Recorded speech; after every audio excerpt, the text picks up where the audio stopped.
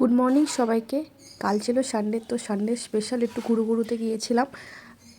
সেরম কোনো দূরে জায়গা নয়, আমাদেরই এখানে মার্কেটিং করতে বাড়ির কিছু জিনিস শেষ হয়ে গেছিলো, তো সেইগুলোই আনতে গিয়েছিলাম।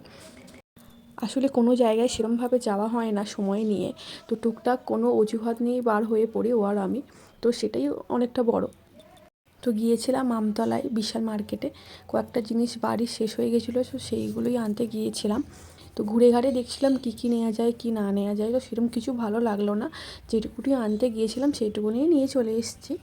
তোমরা অনেকেই জানো আমি একটু খেতে ভালোবাসি, পেটুকি বলতে পারো। তো একটু বাইরে বেরোবো আর একটু খাই দাই করবো না, সেটা কি হতে পারে? তো টেনে নিয়ে চলে এসেছি খাবার খেতে। তো ওর একটা ফেভারিট জিনিস দিয়েছি অর্ডার, আর আমার একটা ফেভারিট জিনিস অর্ডার দিয়েছি। তো দেখে নাও সেগুলো কী কী। তো ওর ফেভারিট জিনিস হচ্ছে যে দই বড়া। ও দই বড়া খেতে খুবই ভালোবাসে, তো ওর জন্য একটা নেওয়া হলো। আমি ভালোবাসি না সেটা বলা ভুল, আমারও ভালো লাগে, খুব একটা ভালোবাসি না, তবে কিন্তু ভালো লাগে, খারাপ লাগে না। এক্সপ্রেশন দেখেই বুঝতে পারছো যে কতটা টেস্টি হয়েছিল। সত্যিই অনেকটা ভালো হয়েছিল, অনেকটা টেস্টি হয়েছিল দই বড়াটা।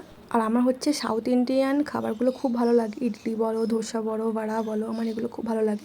সবথেকে বেশি ধোসাটাই ভালো লাগে, তো সেটাই অর্ডার দিয়েছি। আর এখানে আমতলায় খুব একটা খারাপ বানায় না, ভালোই বানায়।